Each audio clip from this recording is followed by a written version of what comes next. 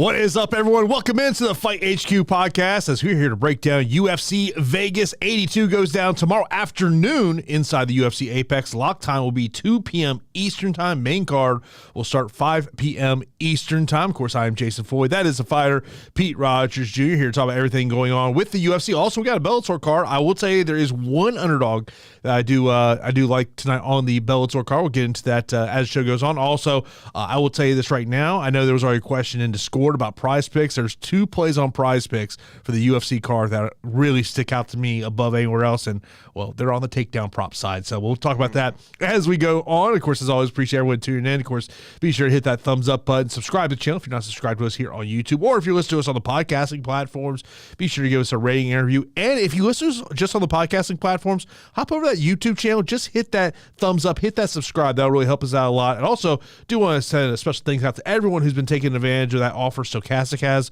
for us, and that does help us keep the show up and going and put a little money in our pockets. That's always a nice little thing. And, I come in here on a Friday afternoon, November 17th, and, one of the things I do before the show is I go and look at last week's DraftKings contest. And this guy in third, I don't know if you heard of this guy, Pete the Heat MMA.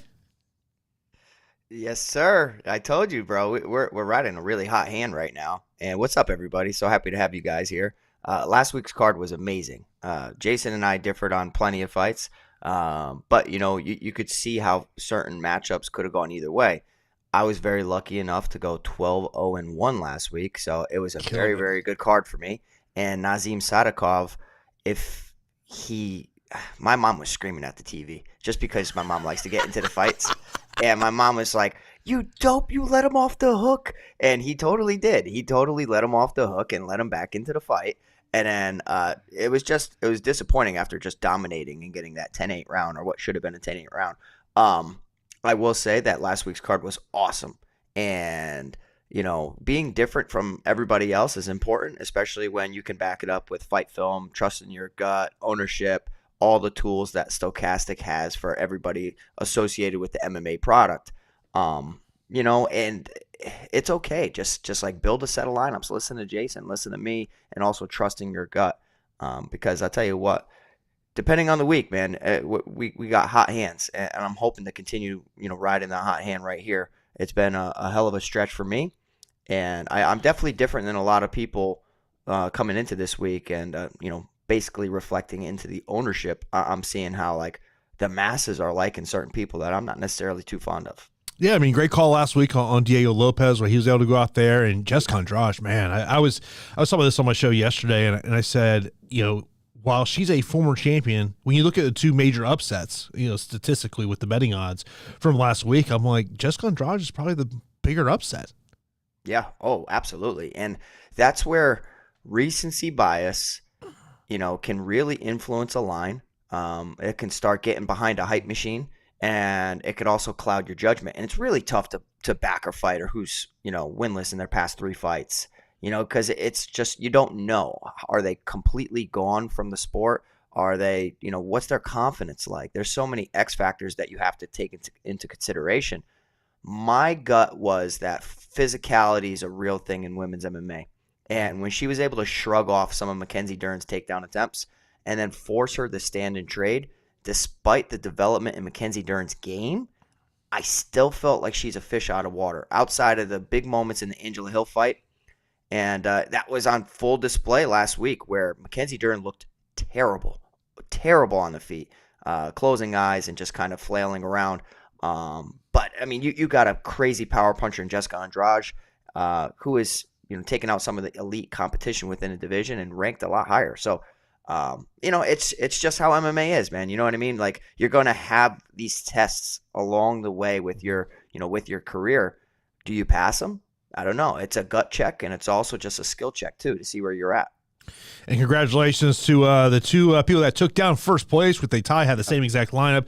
Jen Holloway, 30, and also Tristan Carroll taking it down. Their lineups were Pahea, Aspinall, Andrade, Lopez, Rebecca, and Salikoff. Congratulations to them. Of course, we do have the contest for this week already up there. You can get that right there in the show notes, so be sure to get into that contest. Of course, we are a Discord channel, totally free to join. Great conversation, not just with combat sports, but P has done a great job of adding in various channels, whether you want to talk about, the NBA, what's going on with the NBA, NFL, college football, esports, MLB, whatever it may be, it is all there. Of course, that's also a great way to answer any questions you have. Of course, if you throw in a super chat here on YouTube, we'll get to those questions as we do go forward. But P, let's talk, obviously, before we get into the fights, I'd like to talk a little bit about game theory here. And, as I was kind of putting my sheet together, I mean, like, one of the things, and I was looking at ownership projections, and there's multiple fights I think, you kind of, I figured would have low ownership, but, like, it's causing me to say, okay, maybe I need to take a little bit of a deeper battle. I'll tell you, the one fight that could be, and I don't know what the ceiling on this fight is, but like when we talk game theory, I think the Nicholas Monta Trey Ogden fight, when you're looking for leverage, that may be the fight you have to kind of look at and say, do I want to get a little bit more just because there's just not a lot of ownership getting there right now? Yeah, there's not a lot of people getting to the fight, there's a lot of fights on this card. So whenever there's a lot of fights on the card, hopefully nothing falls out. We had a lot of weight misses. I don't know if you saw that right before the show. We had like 4 or 5 weight misses heading into the event. But like whenever there's so many fights on the card, you don't have to get that different. Like don't get too cute. It's always nice to leave salary on the table, but whenever there's a larger amount of fights, you could have a 49,900, roster. You could have a 50,000 roster and it still be unique enough because there's so many fights, especially if you avoid the mid-range a little bit. A lot of people are going to flock to that 83.79, 82, 8,000, one way or another. And I'm not trying to get too cute. I've been playing just very safe with who I had. I'm taking probability and my own probability into constructing lineups and where is their value and where do I think the market's wrong on some of these. Like I could just tell you right now, probably the best pound for pound play on the slate is Christian Leroy Duncan. He's in the mid price. He's got a short notice replacement in Denis Tiuliulin. Very favorable matchup for him if he chooses to grapple, if he chooses to strike. I think his expected win odds are much greater than where his salary is. He should be a 93, 94,000, 9,400 fighter, and he's just not. He's priced in the mid-range, so he's a great starting point for a lot of people. It's just he's patient at times and somewhat low volume, so you may not get the best score, but you can almost guarantee a win, in my opinion. I think he goes out there and has it's a nice winning spot for him against Denis Tiuliulin. One of the things about some of the fighters that missed weight today, I mean, they're fighters that I was kind of targeting as takedown city potential fighters here on this card. I mean, so that kind of sticks out to me. We saw last week Jamal Emmers missed weight, but he still went out there and did his things. And I know you can't wait to break down Chase Hooper and Jordan Leavitt. I know you can't wait. Jason's been hounding me about that since the start of him noticing that fight was even announced. I don't want to break down that thing. It's just awkward, and it's like a bad track on a CD. You just hit skip, and hopefully it doesn't become a hit, and you don't have to hear it or see it or anything. And I'm gonna just do that for this week because I feel like a lot of people are gonna be attracted to both sides, right? I mean, pretty safe floor for Jordan Leavitt with the takedowns, pretty high volume for Chase Hooper, who looks like he's somewhat developed on the feet, but I just labeled that fight as awkward, and it sounds like a split decision, so I'm just going to stay away from it. Yeah, I would say this, and that dude bringing up about what's going on with Jordan Leavitt with his wife, due 4 days from tomorrow. So he's already kind of talked about what happens if potentially she goes into labor before his fight. He's talking about leaving the arena. I'm okay. Tell me, Joe. I'm so happy you just said that because I'm not rostering that fight now. Just because after lock, you know how these after lock cancellations happen. Oh, just new into ESPN. We're just here to inform you. Jordan Leavitt has had to leave the arena because his wife went into labor. Here's my biggest question about that one, okay? Did he not tell the UFC this? I know. Come on. I don't know what happens in that I'm situation. I'm just saying, like, I hope he Unless it's told an the emergency or something. Yeah. yeah, I hope he told the UFC before this. If he did not, I mean, I know the UFC can get railed on this, but that may not work well for you in terms of your next contract if there is a next contract. Yeah. I mean, if it's an emergency, of course, emergencies. Yeah. Yeah, they're in a category of their own. But like, I don't know. When certain Fridays just don't care too. But if you care enough that you're going to, make sure that you're there and nothing else matters, then give yourself a month. You know what I mean? Like, give yourself a Exactly. window. Oh, I've had many fighters say to me, said like, look, the UFC gave me a date, but I was like, hey man, my girl's due, 2 weeks either before or after that, and they said like, Yes. I'm not doing it. He goes, she'll kill me. I can't do that. Yeah. Or how many fighters talk about how they have a fight and then a week later they get married. I'm like, you sure your girl's not worried about the old pictures of you having a black eye? Yeah, exactly. You better hope that fight goes well. Yeah. Yeah. But I'll say this, like the one thing, and before we kind of start getting down to the fights, the other thing for me for game theory was that 7,300 and below. I was like, ugh, don't really love much down there. Yeah, I mean, you can make the case for a couple. I agree. You can make cases, but you don't feel good about it. No, definitely not. Like, I got literally no. I know there's going to be people and there's going to be ownership getting to Paul Craig because he does the unthinkable time and time again. Goes out there and from the jaws of defeat finds a way to win, reverses position, sneaky jiu-jitsu. Unless you just completely KO him or just get him out of there, he's live to pull off an upset, especially if you have gas tank issues. So I think he's going to be everybody's long shot in hopes that he could possibly do enough. And him being at middleweight, I think, is a problem. I really do. But I think stylistically, this is not a favorable matchup for him.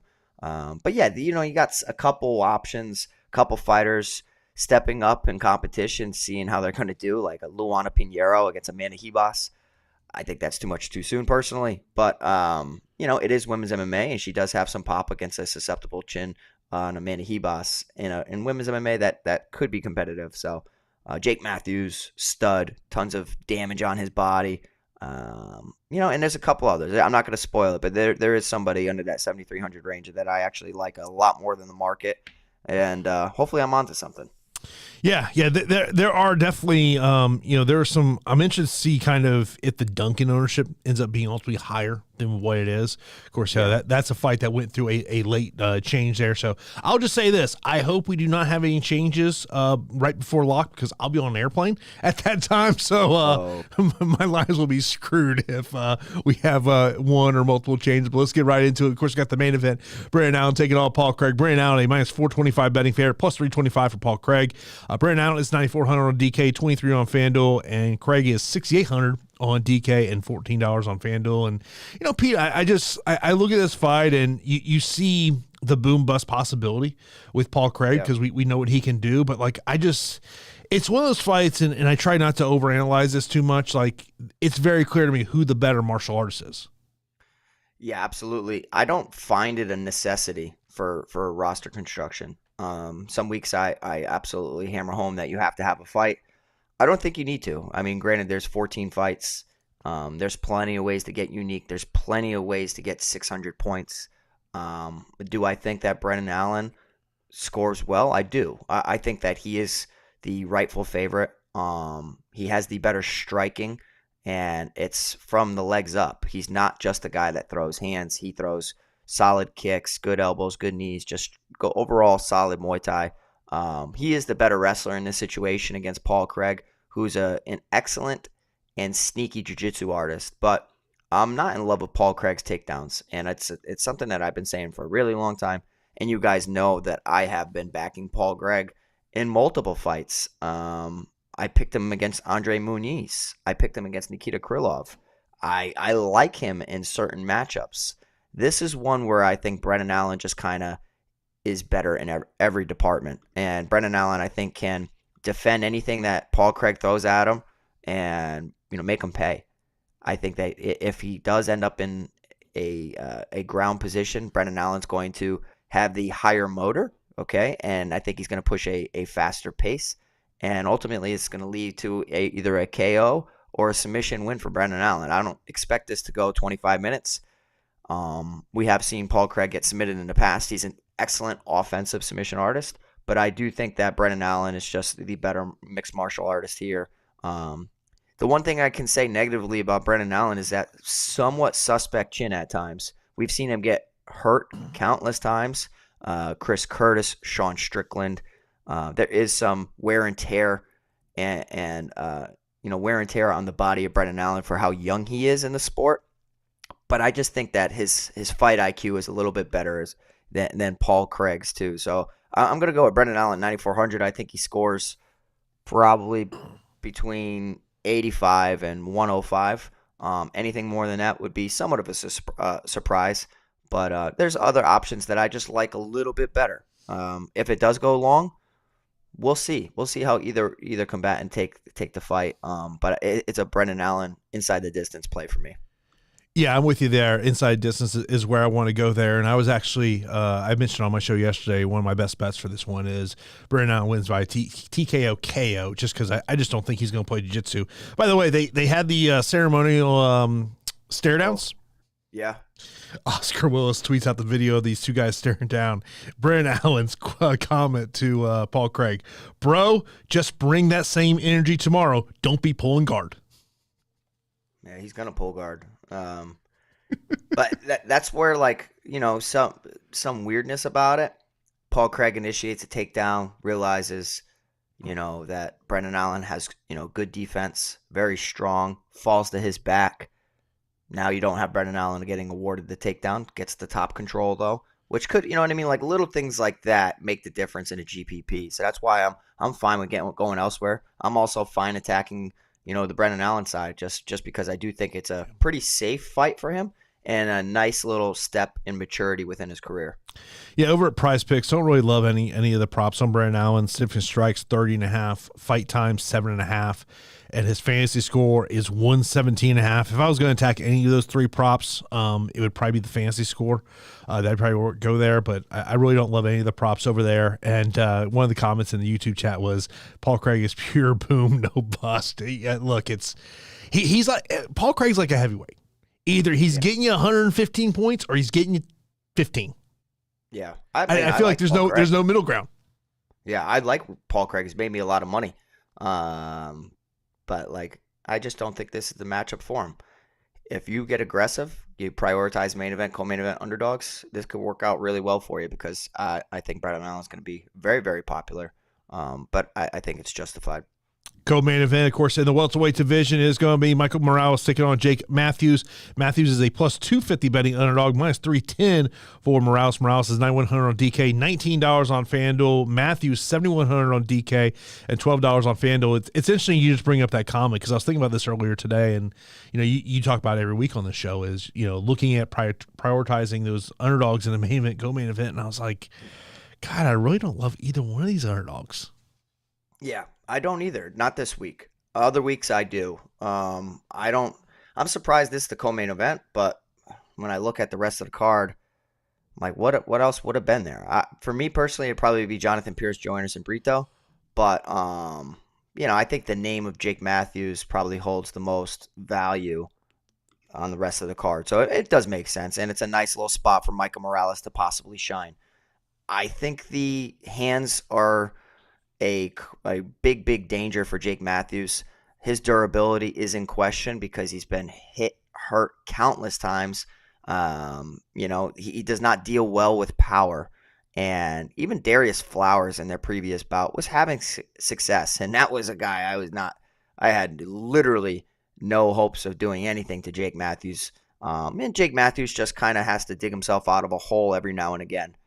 I think Michael Morales completely outclasses Jake Matthews here. The X factor is the wrestling of Jake Matthews. If Jake goes in there and laces up those wrestling shoes, we could see an interesting fight, and I think that's his best path to victory over a lot of people within the division. It's just the low volume takedowns are not going to cut it. He needs to go out there and replicate what he used to do. 4 of 7 takedowns against Emil Meek, 4 of 11 takedowns against Bojan Velikovic. That's a long time ago, but that to me, that's his skill set. This turning into an outside kickboxer when your durability is in question, I just don't like it. I think Michael Morales hits too damn hard. I think he's strong. I do think that he has solid takedown defense as well. Just stuffed 7 takedowns. Well, not just, but 7 takedowns against Adam Fugit. I just think that Michael Morales is underpriced, truthfully. He's 9,100, whereas Brendan Allen's 9,400, but I can see because of the 5 rounds. But I think as far as safety goes, I think Michael Morales is a nice little piece if you have enough salary to get to him. Yeah, he's actually one of the guys I really like. I mean, one of the things that I really don't like about Jake Matthews is kind of that low volume that he does bring here. Yeah. As I look at our prize picks, the fight time of 10.5 minutes is the one that sticks out to me. I think this thing's going 15 minutes. I don't know if you're I feel like this thing's hitting the third round, and just because of kind of the durability of Jake Matthews, throughout his career. So that's actually one of it's not one of my top 2 prize picks plays. I'll tell you there's very much early on in the card are some prize picks plays I like there, but yeah, it's I will say this: when I was just hand building lines, trying to find some nice combinations, I did find myself getting to Brandon out a little bit more just because I like his inside the distance possibilities more than I like the Michael Morales inside the distance possibilities. Yeah, I like Michael Morales, truthfully, to finish Jake Matthews. And there was a time where Matthews was durable, and on paper, if you see a lot of 3 rounds or in the third, he gets finished. I don't know, man. I think like it's gotten worse. So I almost think it's like if you're viewing it on paper, it's somewhat of a trap. I could be wrong and I could be off, but I think that Michael Morales knocks him out inside of 2 rounds. So I think that's playing with fire a little bit. But 9,100 is a hell of a price tag for Michael Morales. Next up, we got the matchup that Pete just cannot wait to talk about. That is Chase Hooper taking on Jordan Leavitt. Chase Hooper minus 210 betting favorite, plus 175 on Jordan Leavitt. You actually could have got a better number on Chase Hooper earlier on this week. Hooper, 8,800 on DK, $18 on FanDuel. For Jordan Leavitt, 7,400 on DK, $12 on FanDuel. I mean, look, all jokes aside, this is like when you look at this card and you start trying to point out the fights that you're uncomfortable with. Yep. Rostering. I think this is that fight this week that overall, I think this is Chase Hooper's fight to lose. I really do. But do I have uber confidence that he's going to go out there and win as a 8,800 fighter on DK? I don't, Pete. Yeah, I don't understand the love for it. I just don't understand the love for the matchup. I think that it's a pretty even fight, to be honest. The volume will side with Chase Hooper, the speed too. The power and the strength, I think, resides with Jordan Leavitt. And the issue is if Chase Hooper does get taken down or results in getting put on his back, I actually think that he's at risk for getting controlled for a large majority of the fight. Jordan Leavitt's a savvy jiu-jitsu practitioner, similar to Chase Hooper. On the feet, it's terrible. It's horrible. The volume and the development from Chase Hooper in his previous fight is what's leading to that line somewhat getting steamed. This is how I'm doing it, right? If I'm in a 150 max and I'm playing a ton of lineups, of course I'm going to be aggressive on one side or another. But if I'm doing small, limited amount of lineups, which is kind of what I pivoted to, and then I just put those lineups everywhere, I don't know if I touch this fight. It kind of leaves me with an uneasy feeling in my stomach, and sometimes you have to be willing to risk it for the biscuit, and I'm not with this fight. If I'm wrong on this fight, okay, so be it. But I just don't see how, given the price tag and given everything I've seen, on paper, 112 against Daniel Tamer, 142 against Felipe Colares, and 120 against Nick Fiore. I could be off. This guy could break the slate, and maybe that's why there is ownership coming in on him. But I do think that people are underestimating Jordan Leavitt's takedown ability and his strength. I mean, 4.5 minutes of control time against Paddy Pimblett, 5 minutes of control time against Trey Ogden, and now you have a jiu-jitsu guy in Chase Hooper who is put on his back countless times. He's going to sweep out of it, and he's going to, look to reverse positions, which can definitely boost his totals. But I just think it's a little too risky for me. And this does seem like a greasy fight. Then you throw in the excuse of Jordan Leavitt possibly having to leave the arena. Say no more. I didn't want to play the fight to begin with. Now I'm not playing it at all. Good luck to you if you are. But I do think that Chase Hooper wins a decision here. Has better moments on the feet. I think he cuts Jordan Leavitt open with an elbow, and then the damage kind of resides in Chase Hooper's direction. Yeah, I'm on the Chase Hooper side of this equation here, and that's one of the props I've highlighted for PrizePicks is actually the fantasy score on Chase Hooper at 80.5. I like going more 80.5. I think in a victory he's going to clear that number. And I mean, it just tells you. I mean, you look at PrizePicks has put the fight time at 14 3/4. It tells you what PrizePicks thinks is going to happen with this fight. But it's just you don't. I mean, look, we're talking about 155 as the deepest division in all of martial arts. We know that. It's been that for a long time, and it's going to continue to be that. And this is the lower end of the 155-pound division to me. I mean, lower third of it. I mean, it's just but you also, like, the one thing is, not to try to rail on Chase Hooper, but the guy's only 24 years old. I mean, he's still. It's just like I really. It's one of those things, and I see this happen a lot over the past couple of years, where I just think fighters are rushing to get to the UFC, and they're not taking the time to develop their skills. And I just think that Chase Hooper is one of those guys that was just rushed there. And that's where, like, I get that there's this, you want to get that Dana White Contender Series money because it's a nice damn paycheck. It is. I mean, you go out there and win, you just made $10,000, $5,000 a show, $5,000 to win.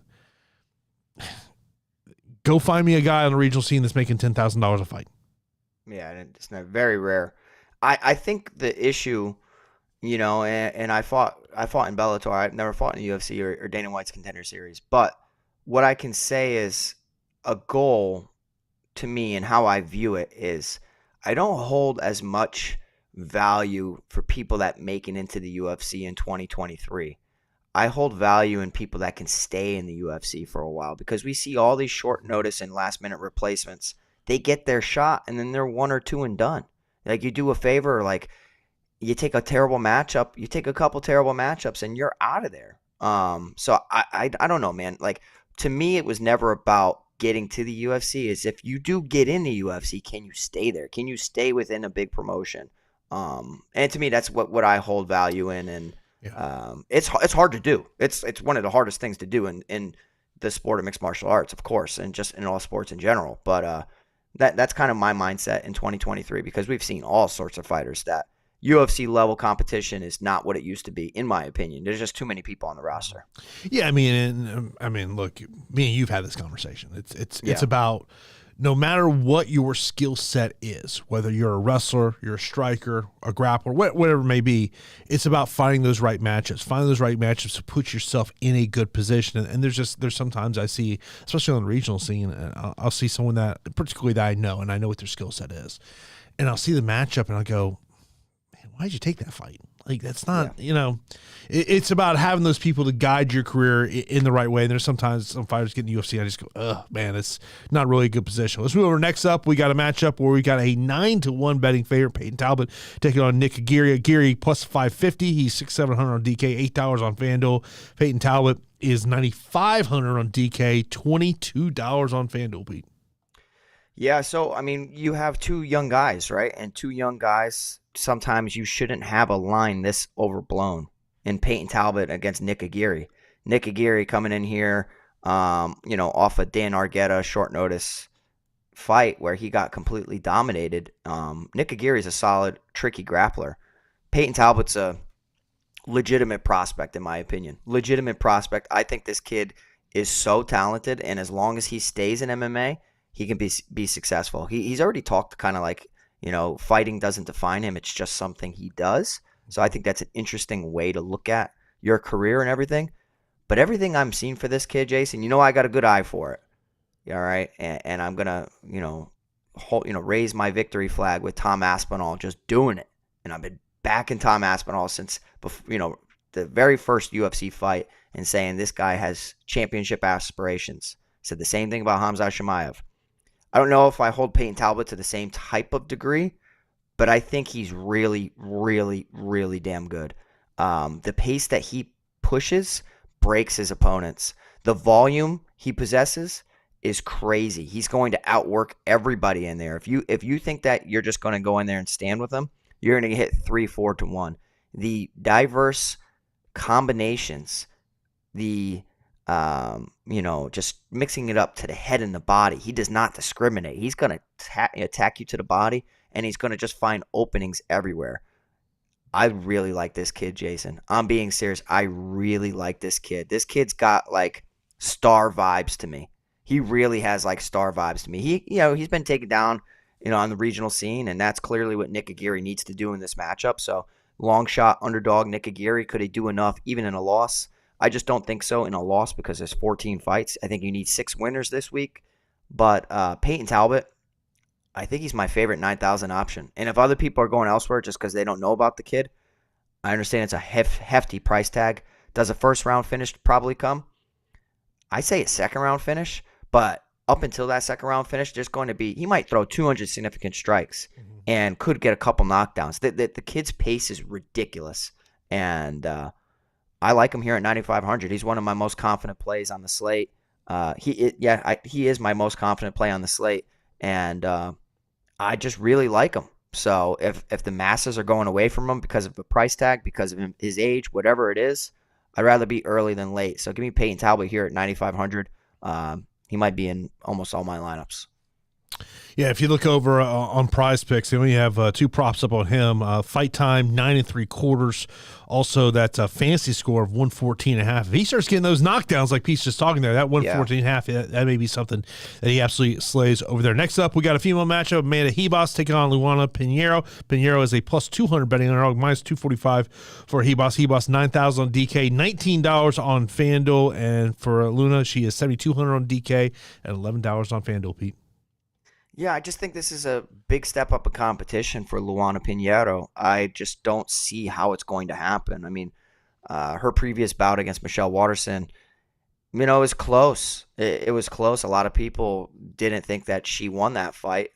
She had poor accuracy, threw 122 significant strikes, landed 44, attempted 5 takedowns, was unsuccessful, defended 1 takedown, only had a minute of control time. Outside of landing a big shot on Amanda Ribas, I just do not see it. And you could totally land a big shot on Amanda Ribas, whose durability's been in question. But like Maycee Barber just did it. I don't think that Luana Pinheiro is on the same level of intensity as Maycee Barber, as Marina Rodriguez. I just don't see that. I don't see it at all. So I'm backing Amanda Ribas here at 9,000. I think that her top game, if it does hit the mat, is just going to be too much. She's got very good judo. Luana Pinheiro is very skilled as well, but I still think that Amanda Ribas is just that vet lesson, and I think she's going to give Luana Pinheiro a vet lesson here. Does she score well? I don't think she scores more than 95 points, truthfully. But, I mean, I say that, and then I look and I just see she scored 115 against Viviane Araujo. And that was largely due to 8.5 minutes of control time. So maybe Amanda Ribas is the contrarian 9,000 option that a lot of people won't click on. But I think that has all the skills to smash when it comes to the DFS slate. So I like other 9,000 options better because of their finishing upside. But I can see why somebody would say they pivot to Amanda Ribas, save some salary in hopes that she has a ceiling performance against Luana Pinheiro. And you look at her takedown prop over on PrizePicks is 1.5. Fantasy score 82.5. Significant strike is 70.5. So I probably would look more at that takedown prop of 1.5 more than anything else. But not one of my favorite plays over there. Next up, we got a matchup where this is a fight that came together this week. Uros Medic getting a late notice replacement here in Orolbai. Orolbai coming over from LFA. You can check out. I was watching some of his stuff over on Fight Pass earlier on today, and of course because of the late notice change here, that's why the pricing is funky here. Medic 8,900. 8,400 for Orolbai. Orolbai is a betting favorite here at minus 148 plus 124. And you know what the rule on this fight is, right? Let's hear it. You don't let friends put Alaska FC fighters in their lineups. Well, you know what, Jason? I might break that rule. And the reason I'm going to break that rule, personally, is because stepping up on short notice is a tough thing to do. Never mind stepping up on short notice against a developing power puncher and power striker in Uros Medic. I think that Myktybek Orolbai is a very solid fighter. I think that his wrestling is clearly his best skill set, and that is a deficiency, a part of Uros Medic's game. So Myktybek Orolbai on the LFA scene, on the regional scene, he lands knockouts. And it's because of the threat of the takedown, and he has some sneaky pop in his punches. So, like, I get it why people would want to get to him. He fought a couple weeks ago, so the guy's probably still in shape. But like, when I'm watching fight film, Jason, this guy gets hit with a lot of shots, and I'm seeing like these guys that I don't view on the same level as Uros Medic's striking, and they're touching the chin of Orolbai, and he's taking the shots well, but I just think the power of Medic, the angles, the length, and just the diverse striking of Medic puts him in a very, very interesting spot, probably the most interesting spot on the slate. And I will say that because nobody's going to want to touch an underdog who's priced more than the favorite. Naturally, people are going to pivot, and they're going to go to the favorite who's $500 cheaper. Myktybek Orolbai, despite all the X factors, stepping up on short notice, having to cut weight, dealing with all the dealing with everything. He's $500 cheaper, and people know that he has takedown upside, and Medic traditionally struggled with that. So I'm going to be different, and I'm not being different just for the sake of being different. I just think it's a lot. It's a lot for a guy to step up, and it's the striking elements on fight film that I'm seeing. Scratching my head, and I'm going, dude, I think that Medic sleeps him. I think Medic knocks him out. I think he hits him with a big, big hook behind the ear, and then it leads to a finishing sequence. And Medic's grappling has improved. His takedown defense has improved. That win over Matthew Semmelsberger looks really good. And I just think the power difference is crazy, and the fact that he's a southpaw. So give me Uros Medic as probably the best leverage play on the entire slate as the underdog, priced at 8,900, whereas his opponent, who's the favorite, is $500 cheaper at 8,400. So yeah, give me Uros Medic here at 8,900. That's the play for me. I love the fact that you brought up the leverage thing, because that's the first thing that really sticks out to me about Medic. And I talk about this every week, and primarily I talk about with the 9,000 fighters, but I think you include that 8,900, 8,800 fighters, is who is that fighter just not getting that ownership that could be that fighter that takes you from a middle of the pack to right into the top percent of that field, and Medic may be that guy this week. Next up, we got JSP taking on Joanderson Brito. JSP a minus 125 betting favorite, plus 105 for Brito. Brito 7,800 on DK, $15 on FanDuel, and for JSP, he is 8,400 on DK and $16 on FanDuel, Pete. Yeah, so you know how I want to avoid the Leavitt Chase Hooper fight. I avoided a couple fights last week. I can't remember who I avoided, but I avoided a couple of ones where I was just torn and said, screw it. If I'm wrong, it's okay. But I'd rather put as many sure things in my lineups as possible. This is one where you're going to be on the edge of your seat one way or another. So, I don't think you can feel good about a JSP, fighter in your lineup. I don't think you can feel good about a Joanderson Brito build in your lineup. But I'll tell you what, the pace of this fight might be slate breaking. This literally might be slate breaking pace. Joanderson Brito goes out there and guns blazing from the opening bell. He goes out there hunting the finish. He initiates heavy grappling. He initiates power shots. He has the power to knock out JSP really, really quickly. And I think JSP can be hit on the feet, especially if he gets taxed. But the X factor in this is the pace and the wrestling pressure that JSP possesses. I think he can break Joanderson Brito. I think as long as he can withstand the early flurry and not get killed by a shot, and a big shot to really just, before he even gets out there and he gets caught cold, I think JSP is going to weather the storm and dominate on the mat and completely break the gas tank susceptible Joanderson Brito over the course of 15 minutes or just before the fight ends. I think that we could have a late stoppage or a dominant decision where JSP just is too much. That pressure, that wrestling pressure, top pressure, just good grappling skill set being a little too much for Joanderson Brito. But on the flip side, I think Brito is one of the best underdogs given his early finishing upside and just like he is talented in the submission department. We have seen JSP put in some compromising grappling situations, fighting out of, guillotine chokes and Darce chokes. And Joanderson Brito has the power and the skills to finish a JSP. It's a fight where if you really don't feel confident one way or another, just avoid it. And hopefully, you can just not be killed with your lineups by the winner getting 120. But for me, it's JSP at 8,400. Yeah, no. I mean, it's one of these things about, and I kind of feel like in terms of GPPs, it's a fight that you really got to prioritize. I was looking at the fight time of 10 minutes on JSP, kind of thinking that if he is able to use that grappling base, that we can go over 10 minutes. That's kind of the ones that stick over there. By the way, huge shout out to whoever just took the advantage of the NBA Sims Max Monthly over Stochastic using our code. Much appreciated. Much appreciated. Very much appreciated. So, thank you so much. Just got that email in, so I appreciate and that's a great way to show your support for what me and Pete do every week here. Of course, no, we will not be here next week because we have no UFC event next week because of the Thanksgiving holiday. But of course, we get back rolling there with that Dariush and Sarukian card on December 2nd, which would not be at the Apex. It's in Austin, Texas, so it'll be a fight card in front of fans there. Next up, we got Jose Johnson taking on Chan and Anheliger. Anheliger is a plus 170 betting underdog, minus 200 for Jose Johnson. Johnson, A700 DK, $18 on FanDuel. And for Anheliger, he is 7,500 DK, $13 on FanDuel. And this is one of those ones that a fight that I circled just because of a leverage play and really looking at Jose Johnson in this position, Pete.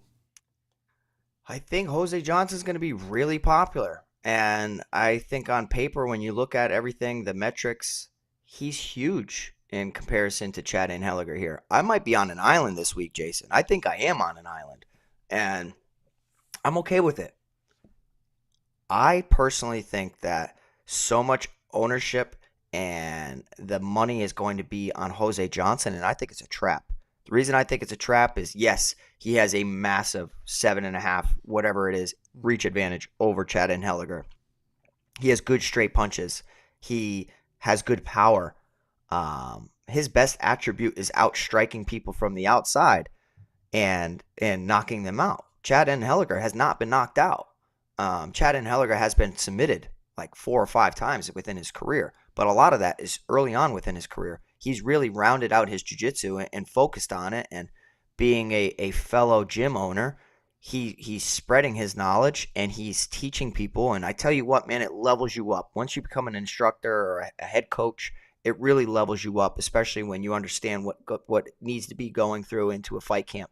I've also listened to some interviews and I've watched a lot of fight tape. I'll tell you what, man, Jose Johnson gets stung with so many hooks in his fights, and whether it's over the top of his straight punches or in the middle of a combination, he's there. He's like waiting for the receipt after he throws his combination. He does not exit. He does not get his head off the center line. I personally think that Chad Anheliger has some of the sneakiest pop that I've seen in a while, and it doesn't make sense, but when he touches people on the chin, man, they fall down. You saw it against Jesse Strader. You've also seen it on Dana White's Contender Series. He went in there against Haley Alatang. I get it. Haley's a really tough fighter. But I'm different than everybody this week. I think the love's coming in on Jose Johnson, and I understand the reach and everything. But I think from Chad fighting bigger opposition for the most part within his career as an undersized bantamweight, he's going to press the action. He's going to get in the face of Jose Johnson, and he's going to make Jose Johnson's straight, long attacks be limited. And I think Jose is going to result in exchanging hooks, and I think he's going to get caught. The one issue is if Chad Anheliger somehow takes him down and gets triangle choked, because we do see that Jose Johnson has sneaky jiu-jitsu off of his back. But yeah, I'm picking Chad Anheliger here at 7,500, and I think that he finishes Jose Johnson, who's a guy who's had a ton of losses within his career. I'm not sold on it. I'm backing Chad Anheliger here at 7,500, and if I'm alone, so be it. I already see that I'm going to have an awesome play with ownership, and I'm willing to be wrong here. Yeah, I'm on the other side. It's all good. I mean, look, it's lower level competition in this division, but I'm not a big Chad guy. I'm just not. And I think this is a Jose. Personally, for me, I mean, after last week, yeah, probably go with Pete because Pete was, spot on last No, week. that's how it is, bro. No, that's how it is. But like sometimes I'm on the opposite side of Jason, and then like shout each other out when we're right and when we're wrong. It's just like it is what it is.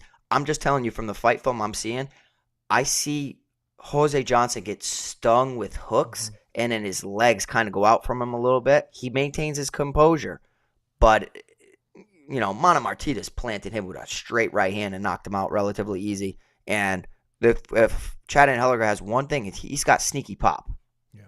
Well, I think we're not going to disagree on this next fight, that being Chris Duncan taking on Denis Tiuliulin. Tiuliulin is a plus 360 betting underdog, minus 474 Duncan. Duncan 8,500 on DK. I did not see any prices on FanDuel yet on this one. Tiuliulin is 6,800 on DK, and I mean, look. The $8,500 price tag on Duncan here just sticks out to you a ton, Pete. Yeah, it's an awesome play. I mean, Duncan's a great play. He was training for a much more difficult matchup against a complete kickboxing killer. So I think with him being the better MMA fighter in that situation, as a coach, we're incorporating takedowns a part of our game, despite Christian Leroy Duncan being an excellent striker. Like, dude, you're the better MMA fighter. Mix it up. We've seen him go to the takedown well in the past in his regional fights. It's an element of his game that he's definitely developed and worked on. And I do think that all that training for incorporating takedowns. Now, I'm not in the camp, but I'm guessing right now this is what they were doing. It really carries over well against a guy in Denis Tiuliulin who is not really good at defending takedowns, but can get up when he's taken down. And has a clear deficiency in the jiu-jitsu department, despite that Tiuliulin now is a part of an American Top Team for the last, couple months, last year or two, whatever it's been. I just feel like he's just a guy. He's a willing dance partner for a lot of the UFC division, and I just don't see him having the superior skill set to win a lot of these matchups. Christian Leroy Duncan's a hype machine for sure, absolutely. But I do think he's legitimate, and I think that priced, mid-priced, it's a wrong. Like his ownership, whatever it is, it needs to be more because he's going to go out there and he's going to get a win. It's just how does he score? Mm-hmm. I think he scores really well. He's a very safe play, and there's not much else I need to say about that fight. But Christian Leroy Duncan is a slam dunk play this week. Yeah, I'm exactly with you there. It's just, to me, it's just a matter of, does he hit that 100 point or not? And obviously, you're hoping that he does there. Next up, we got Machado taking on Parkin. Parkin is a minus 385 betting favorite, plus 290 for Machado. Machado 7,000 on DK, $10 on FanDuel. And for Mick, he is 9,200 on DK and $20 on FanDuel. And this is another fight that you look at, and from a leverage aspect, not a ton of overall ownership in this matchup. No, there's not. And again, I might be on an island. I just don't get the Mick Parkin love. I really don't understand. Pretty big guy, mediocre at best. I just don't like the Jamal Pogues fight. I never really thought Pogues was all that great either, but he pulled it out. He was priced as an underdog. Threw 156 significant strikes, landed 95, defended the takedown. He was just okay. He scored 68.6. The fight film is just not impressive to me. I'm just not sold on this guy, Mick Parkin. Then you talk about the heavyweight division, which is a volatile division. Yeah, he's a training partner of Tom Aspinall. I'm a Tom Aspinall supporter all the way. You guys know this. But that's not going to make me pick a guy. You know what I mean? Like, he's not Tom Aspinall. He's a training partner of Tom Aspinall. Will it instill confidence in him? Of course, seeing Tom do well. Could he? It definitely helps training with Tom. But if you're getting beat up by Tom all the time, I don't think it really matters. Caio Machado here at 7,000, I think is a misprice, and I think the misprice is just because of the unknown factor. Tough to find fight footage on this guy. Threw at a pretty high volume on Dana White's Contender Series, and he's a southpaw. He's a big southpaw. Naturally, I'm going to edge towards a lot of southpaws in a close matchup, and I view this matchup a lot closer than what the odds are saying. He's a southpaw with good Muay Thai, whereas Mick Parkin predominantly just gets his work done with his hands. We see Caio Machado look to incorporate clinching. And he's a Brazilian Jiu-Jitsu black belt as well, where Mick Parkin can get takedowns for sure. But I just feel like the Jiu-Jitsu factor, the scrambling of Caio Machado, I'm picking him here. I'm picking Caio Machado to beat Mick Parkin. And do I think it's a finish? Not necessarily. I think it could literally be just a little bit more volume for the big, rangy southpaw who's going to throw, chopping low kicks and straight punches. And when he gets into a flurry, a lot of people answer with 2 punches. You always see people answer with 2 punches or 1 punch. When Caio Machado is answering a combination or countering, it's like 3 to 6 punches, which I think is impressive because it's usually the tail end of the combination that leads you to victory. So I think there's tremendous value on Caio Machado. If Mick Parkin goes out there and just completely, mollywops him, obviously I'm going to be on the outside looking in. But given the landscape of the heavyweight division and everything I'm seeing from Machado, I don't know why he's so underpriced. I think it's the hype machine behind Parkin, and I just don't get it. So give me Caio Machado here at 7,000. Yeah, and over at PrizePicks, they've got for Mick 39.5 significant strikes, 10-minute fight time, and a fantasy score of 110.5. I will tell you this: my 2 favorite PrizePicks plays are coming up in a couple fights coming up here, but This is definitely not one of them. Let's move over. Next up, we got Lucas Alexander, who is a 6-1 betting favorite, 9,300 DK, $21 on FanDuel. Taking on Saragih, who is plus 425, 6,900 on DK, and $9 on FanDuel. Yeah, so, Lucas Alexander's in an awesome spot here. I think he's going to shine. He's training with one of my striking coaches when I was out in New Mexico, Crew Dom. Dom is awesome and owns a Muay Thai and Mixed Martial Arts Academy down in Florida. Really, really phenomenal Muay Thai coach. Phenomenal. You even seeing Chidi Njokuani starting to work with him. Phil Rowe has been working with Crew Dom, and I love working with Dom. Dom's awesome, and we I'm gonna back him because I see tremendous development in Lucas Alexander from regional scene to short notice replacement against Joanderson Brito to then dominating Steven Peterson, who I thought had a significant wrestling and grappling edge. That was a terrible take. I remember that. But yeah, I just think that Lucas Alexander, outside of getting hit with a big right hand from Jeka Saragih, I don't see how he loses this fight, truthfully. Saragih has really, really good pop, and he's aggressive, but he's sloppy as hell. And his sloppiness could result in success for sure. But I think that the sloppiness, eventually is going to be his demise. And I think he's going to get hit with a counter. He's going to get hit with a knee to the body. And I think it's going to be all she wrote. I think Lucas Alexander knocks out Jeka Saragih. So inside of 2 rounds, Alexander finds a finish. And if for some reason this goes 15 minutes, it's going to be Alexander staying on the outside, being patient, picking him apart, and just making it look easy. So I like Alexander here at 9,300. Big right hand moment for Jeka Saragih at 6,900, but I just don't think he's good.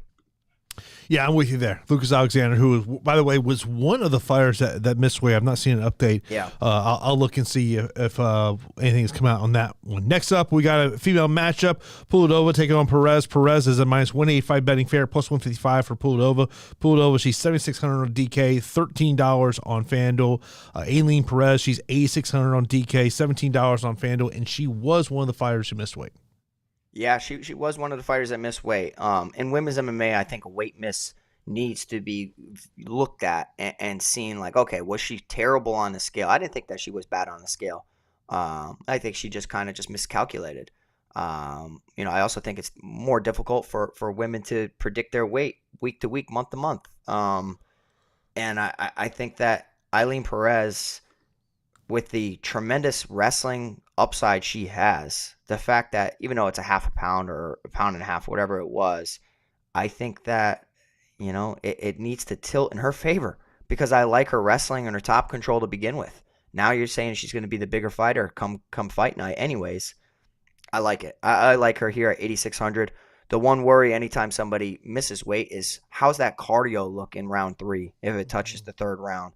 I still think that Ailin Perez, nicknamed now Ailin or Magomedov because of her tremendous takedown upside and what she did to Ashley Evans Smith and what she's been doing to everybody within the training room at Goat Shed Academy. I just think that she's in a smash spot here against Lucie Pudilova. Pudilova has the experience in the UFC. She's 3-6 in the UFC, but Pudilova started to get away from her striking and start to incorporate takedowns and look for takedowns and all of that as she's developed. But like, I'm not high on Jocelyn Edwards, and when she was unable to beat Jocelyn Edwards, I'm like, okay, I think somebody can outwork her. She had 7 minutes of control time, but I think that Ailin Perez is going to end up in top position time and time again, and I don't think a finish is outside the realm of possibility. I think she's going to pound her out or just have a complete dominant decision. So Ailin Perez, 8,600, excellent value. It is women's MMA, so be careful. Avoid it if you're feeling uneasy, but I think she's in a great takedown spot. And if she has a takedown prop, I think it needs to be above 3. Oh, yeah. What is it? 2.5. Yeah, that's wrong. Smash the more. It is. If she goes out there and does what we've seen her do in her past couple of fights, yeah, she should smash this number. Unless she gets a quick finish. Yeah. But that's the only thing. But like, more times than not, women's MMA goes longer. I think that's a misprice. I think that's a terrible line. Yeah, it's one of my top plays that were PrizePicks. I mean, yeah. To me, if you're playing a 2, 3, she would be that takedown of 2.5 more, and 2.5 would be up there for me. Next up, we got Nicholas Mata taking on Trey Ogden. Trey Ogden plus 115, minus 135 for Mata. Mata's A300 DK, $17 on FanDuel, and for Trey Ogden, he's 700 DK, $15 on FanDuel. Mentioned this is a fight that's not getting overall noticeable ownership, but like it's also a fight that I'm just like. You have question marks on both sides, especially with the chin and Nicholas Mata. Yeah, you do. You do have question marks on both sides, and I was so close to saying Trey Ogden is who I was going to pick. He's a gym owner. He's smart. He's a coach. He's going to have the grappling. The better grappling the grappling edge in this bout. It's just. How often does he do it? Sometimes he's content to stay on the outside and stand and trade, and I think the better shots are going to be landed by Nicholas Mata. But Mota's durability is like non-existent right now. I mean, he's been hit, hurt, and knocked down in several fights, knocked out as well. Jim Miller, and then most recently was knocked out with that brutal elbow. I still think we haven't seen the best of this kid, though. Like, I really think that he's pretty good skill-wise. It's just he has to keep the fight within his skill set. Stay on the outside, chop away, hit good shots. He was looking fine in the previous matchup until that elbow just completely sent him into the next dimension. Trey Ogden, not a KO guy. Could he find his first KO against somebody who's had horrible durability? Sure. But I think when you look at what Trey Ogden does, he looks to just do enough on the outside, incorporate some takedowns. Went 1 of 9 in the takedown department against Zell Huber, 1 of 4 against Jordan Leavitt, 0-1 against Ignacio Bahamondes. I still personally think Nicholas Mata just wins. I think he wins 2 rounds. I think he wins the decision. Stays on the outside, stays safe. Part of a good camp at Extreme Couture. I'm going to back Nicholas Mata here to win a decision, and a lot of people are not getting to this fight.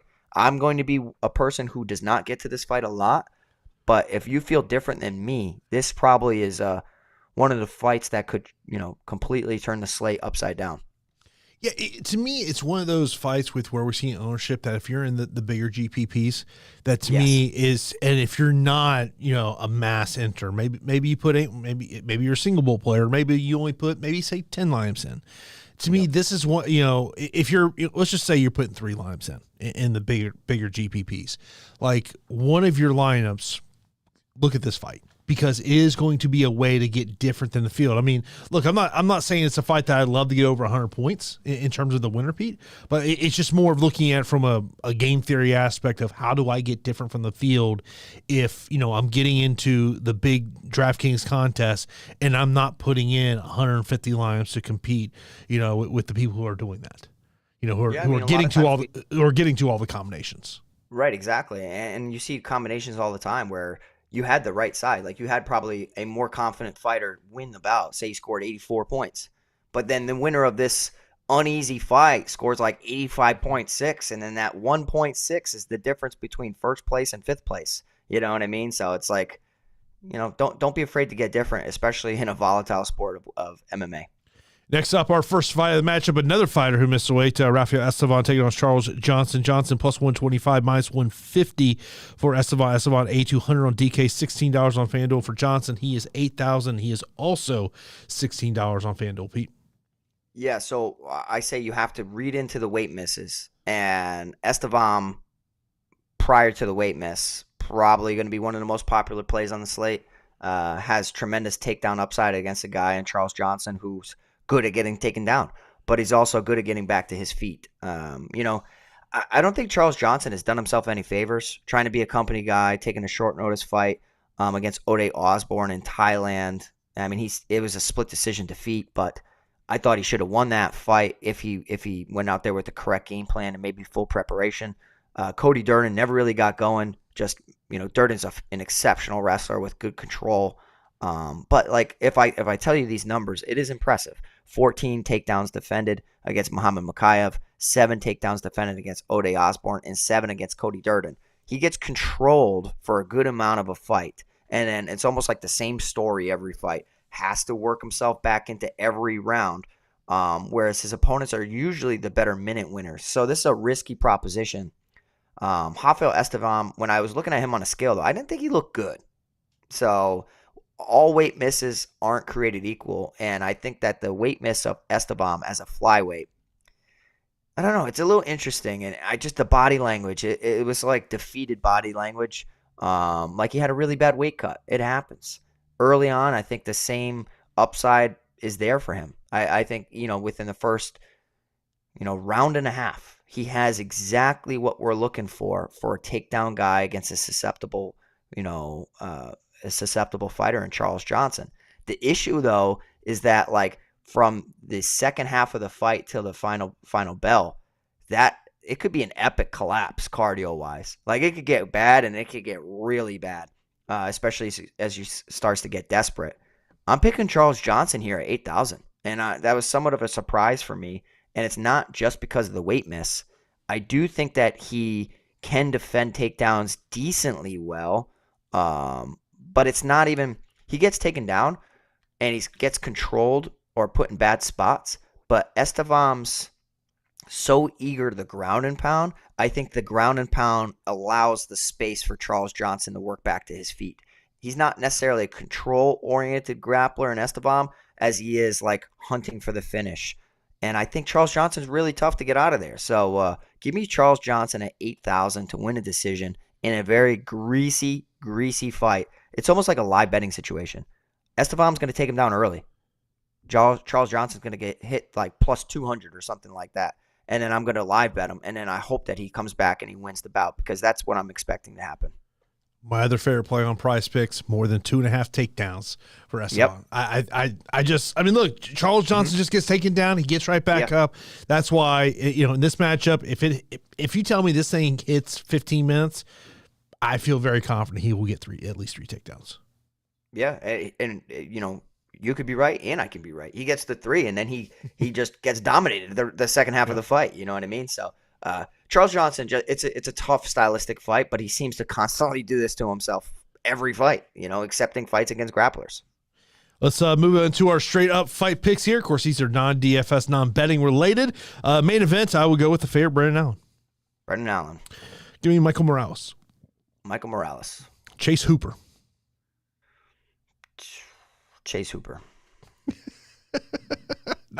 You just hear a peaceful voice, not a lot of confidence there. Give me Talbott. Ribas. Give me Orolbai. All right, I'm going to go with Medic. So that's our first disagreement here. I'll go JSP. Johnson. Anheliger. So number 2 there for us. Give me Duncan. You talked me into Machado. Machado for me. Alexander. Perez. Perez. I will go Trey Ogden. Okay, I'm going to go with Moda. and I will go Esteban. I'm going to go Charles Johnson. So a little difference there between me and Pete this week here, but of course we'll get into some listener questions here. I'll go over to Discord about some of those questions that came in here a little bit earlier on today. Value plays under 8K on DraftKings and also FanDuel cheapies. The FanDuel cheapies, the one that I think you really got to look at. It's not necessarily cheapies. I mean, as I think cheapies on FanDuel, I think under $14. But I think you got to look at the Pearce Brito fight, which is 16-15 respectively. I think that price point is really nice on that one. I think Machado as a cheapie over there is another one to potentially look at. The first fight of the night, both of them being 16. I think that's one to look at. Over on DraftKings, Pete, what's your thoughts about underneath 8K? Underneath 8K, I think it's like 4 fighters that I'm just. If I'm playing a 20 max or a 150, that's what I want to get to. I want to get to Joanderson Brito. I want to get to Chad Anheliger. I want to get to Jordan Leavitt, who's probably going to be the chalkiest and safest underdog to not get finished. And then the 4, I'm going to go Caio Machado, which is low-level heavyweight. And then the 5th, if I give you a 5th, is Trey Ogden. But yeah, like I think it's Joanderson, Brito, and Leavitt's going to be everybody's 1 and 2 options underneath 8K. But I like the Anheliger and Machado to get different. Next up, top 2 or 3 PrizePicks plays and a FanDuel MVP. So here's what I like on PrizePicks. My top 2 are both on the takedown side. Ailin Perez, more than 2.5 takedowns. And the same on Rafael Esteban, more than 2.5 takedowns. The rest of these are more leans, not necessarily picks here.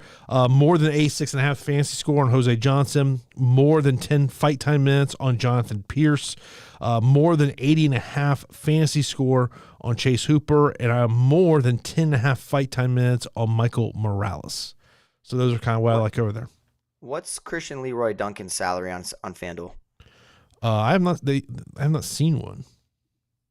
I would imagine since I'm just gonna pull up FanDuel right now. When I was checking this morning, they had not put up salaries on that fight yet. Because if he's mid-priced the way that he is on DraftKings, like he's an excellent play. Yeah. Let's see here. Duncan is $21. That's what he should be though. So and then, by the way, so now Orolbai, excuse me, he is $16. Medic is $15. Yeah, it's Medic. He's my contrarian captain over on FanDuel. Yeah, I mean, this is my thing, and I mean, look, I think it ultimately depends on kind of what you're playing over there on FanDuel. Personally, I just don't play a lot over there on FanDuel. Because the price pools suck. They do. They don't help their product. It's really. If they would like double or triple, those prize pools, I would be much more interested. You would think FanDuel's just starting off with how those player pools are. First place for their big one tomorrow is 4,000. I mean, that's great. I mean, 4,000. I mean, look, I would gladly take $4,000. Don't kid yourself. But yeah, no, man. I just like as I look at the MVP. I mean, obviously, I understand why people are gonna get to Brandon Allen. I understand why people are gonna get to Talbot. If I was kind of looking maybe under the radar. Oof. Man, I don't think you need to get cute on FanDuel like you do on DraftKings, though. Yeah, like going down and finding a mid or low priced is just not. There's not a lot of benefits as there is on DraftKings, where it allows you better roster flexibility. Maybe it's just like play the best guy on FanDuel. Yeah. Yeah, I know. I mean, it's just to me, this just comes out different. It's a Talbot play, like no question. Just put Talbot in there. He's what 23, 25? What the hell is he? Yeah. Best leverage plays. We've kind of mentioned some of the leverage plays. Just kind of going back over, Uros Medic is definitely going to be a value play, leverage play, as what we're seeing right now. I mentioned about the fight between Mata and Ogden just not getting a lot of ownership. Those would kind of be the ones that would stick out to me the most. Yeah. Can you believe Patchy Mix is only a minus 200 favorite against Sergio Perez? Yeah, I think he that may be. That seems low. It does. We'll talk about Bellator because I'll give you some of my thoughts I have here. Best takedown upside to me, I look at Ailin Perez. To me, would be the one that I would look at. Ranking the 9K options. We have a ton of 9K options this year. We pull my sheet back up here. So our 9K options here are Brandon Allen, Michael Morales, Payton Talbott, Amanda Ribas, Mick Parkin, and Lucas Alexander. So my number one, I think it would be Brandon Allen, just because to me he's just a better martial artist. So I put him number one. I got Payton Talbott one. Talbot would be my number two. Number three, I would say Morales. 4, Alexander. 5, Ribas. 6, Parkin. Yeah, I got Payton Talbott, Brendan Allen, Lucas Alexander, Michael Morales, Amanda Ribas, Mick Parkin. So to wrap up the show here, actually we'll get into it. Let me pull up the YouTube questions here, see if there's anything that I didn't miss a little bit earlier here. Okay. The Bellator. So I like a lot of favorites. I think tonight's is going to feel like a absolute funeral for Bellator. I will tell you. I got to find my guy really CJ. sad. So CJ is one of their PR guys, and he tweeted this about an hour ago. If you're a member of this crazy world we call MMA, whether it's as a fan, a hater, or casual observer, I hope you join us for Bellator 301 tonight. It's been a crazy ride to get here. I don't like that. Look, I thought Bellator 300 came off as a funeral. I can only imagine what tonight's going to be like. But I'll say this: I've heard some things. I'm not at a point to talk about publicly, but I've heard some things kind of where some things are going there. But I'll say overall, man, I think it's Chalk City tonight. The one underdog that does stick out to me is Rafion Stotts. I'm seeing anywhere from plus 100 all the way up to plus 115 right now would be your best number over at BetMGM as I look over on best fight odds. That's the one that sticks out to me, even though I love Sabatello, but other than that, man, like I think you got to be prop hunting on this card. Yeah. To find some kind of value. I like Patchy Mix over Sergio Pettis.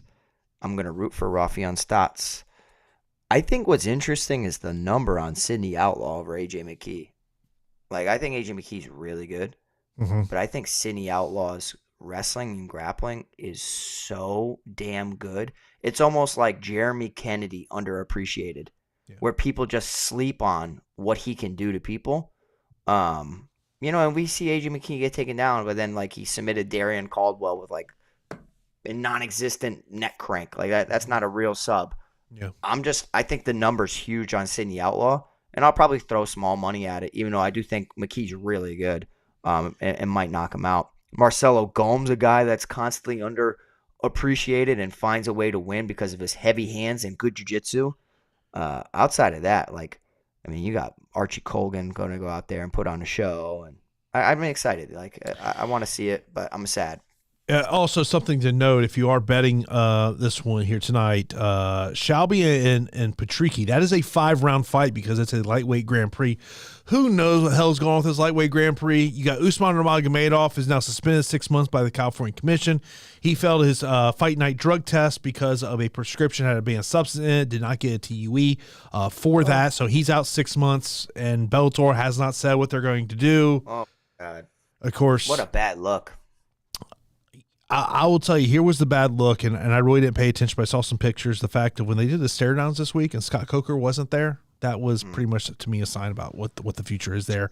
Look, Patchy Mix, I wish you can get a better number than, 218 seems to be about the best number that's across the board there.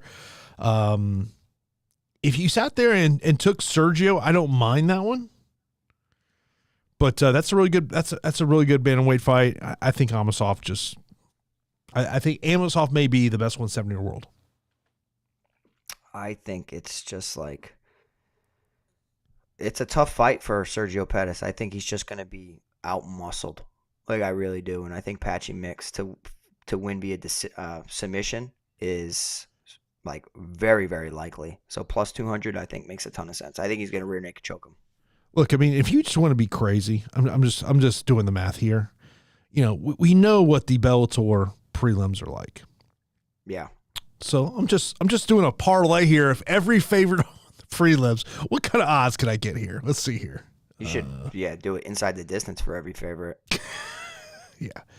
Let's see here. If you took every betting favorite and they all come in cash, it's plus 4,000. Really? Of course, that's, I mean, good. Bro, it's like a 17-fight card tonight. Oh, yeah. Well, be careful because somebody might ruin that. But if you want to throw like $5 on it, just say, you know, just throw, you just want to have a little fun there. But yeah, that's what, I mean, look, it's just, there's a reason some people in this industry have called it the human sacrifice hour. It's for locals, man. It's to build up the prospects and or the local guys. But I'm gonna be really sad. Like Bellator has been amazing to me. If they're really gone, I'm gonna be very, very sad. Look, it is, and I've said this.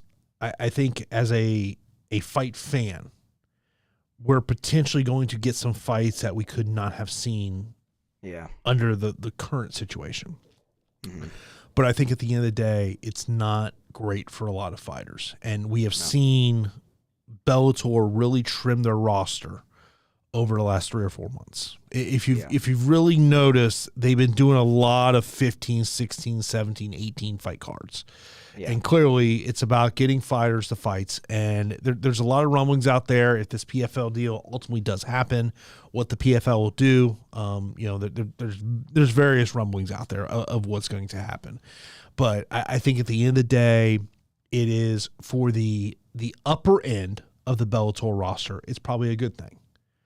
The lower end of the Bellator roster, they might find themselves, and I think what'll be interesting to see what happens is, does PFL change their mindset on putting local fighters on cards to sell tickets? Because, I talked about this last night. I know Dana White gets ridiculed for the comments he said about co-promotion, but he dropped some truth bombs in his speech last Saturday night about the fact of PFL can't sell tickets. I mean, look, I mean, I want to see the PFL succeed. It's a god-awful TV product. I mean, it's god-awful to watch. I mean, look, it's not, I mean, they don't have pacing like Wilder versus Ngannou was, or Fury versus Ngannou was. Yeah. But the pace, it's just, I watched it after the fact. Yeah, you have to. And, it's crazy to me that if you're not doing well with live attendance, at least be a perfect TV product. And it's neither. It doesn't fit the category. I like what they have, but they got to switch a lot of stuff. So one of their cards in Atlanta earlier this year, I had a manager the next day call me, and he goes, dude, I was there. He goes, it's awful. He goes, nobody wants to sit there. He goes, we're literally 20 minutes between fights.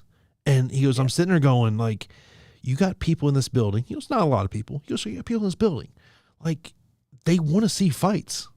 They don't want to just sit here and as you go through filler product. That's why next week, that pay-per-view, I haven't even announced the pay-per-view price point yet. You've got 7 fights on the pay-per-view. 5 of them are title fights scheduled for 25 minutes. Could be a long night. Yeah. It's crazy, though, how, they have that pacing, but yet their fights finish within 3 minutes. Oh, you know what I mean? So you wait 20 minutes for a 3-minute fight, 20 minutes for a 2-minute fight. It's it's terrible. It's almost like if Bellator prelims put a half hour between each one. It just would not make any sense. Dude, anyone's been to a Bellator prelims, it's one fight ends, hey, we're running these other fighters out. Let's go. As soon as they're picking people off the canvas, the next guy's walking in the cage. It's bad. They get they're still cleaning the blood off. Yeah, you're getting shooed out. I was like, bro, I remember one time I'm like, dude, I'm getting a photo. You guys can back up. I'm getting a photo. I'm telling you right now. Oh yeah, it is. Yeah, especially when they know they're on that time crunch before TV hits, and they're trying to get that last prelim in. Yeah. Oh yeah, I'm like, I ain't moving. Get me a photo, dude. And it's like, it's great to be a major ticket seller for Bellator, but it's also bad. Yeah. Because all of a sudden you could find yourself warming up, and they're like, "Hey Pete, hey buddy, how you doing? You can stop your warm up because you're not out fighting until 11:30." Yeah. So I'll tell you real quick, and before we get out of here, this is what happened to me on one of my Bellator fights. Let's say they went live on TV at 9 or whatever. They had a block of time where they're like, all right, this is where you got to be ready. So we were warming up from like 8:30, 8 o'clock to be ready for that 9:30 call. Fights went short. Thought that I was going to get put in as a filler, as a swing bout. And then one of the fights went just like a hair too long. And then I got pushed to after the main event. So I was warming up from 8 o'clock to 11 o'clock. And then I didn't go on there till 11:45, and then the fight I won in 11 seconds. But that's besides that's besides the point. I was just like, everybody's like, dude, calm down. I'm like, dude, I don't know. I'm just ready. I'm treating this like a training session right now. And for me, I do better the more I do, rather than the guy who's sleeping and just wakes up and fights. I have to get into a rhythm. Oh, God, I've heard stories where there'll be guys that will say, like, literally, he woke up 20 minutes before his fight, chugged a coffee, and went out. Can't do that. Yep. Yeah. No, I'm not. I'm a guy. I lay down. I'm out. I'm done. I'm done. They do not let me lay down. I'll be out. But as always, we appreciate everyone tuning in for this episode of the Fight HQ podcast. Of course, we'll be back in 2 weeks. No UFC next week. We'll have that PFL card, so we'll be in that Discord channel next week if there's maybe any bets that we like. Haven't really taken the odds to see what those odds are going to be, but I will say that Ray Cooper III, Derek Brunson fight will probably be the fight that has my eyes the most in terms of where that is on the betting odds. 185 pounds. Ray Cooper. He's been sitting on the sidelines because he doesn't want to make 170, and so he's basically been asking for a fight for about 9 months, and finally got a fight. Yeah. We'll see. That struggled on the scale. Yep. Yeah. So now being at 185 pounds, but of course, in 2 weeks from now we got that Dariush versus Sarukian card. Of course, that'll be the fight night card there in Austin, Texas. So appreciate everyone tuning in for this episode of the podcast, and we'll talk to you right here on 2 weeks on the Fight HQ podcast.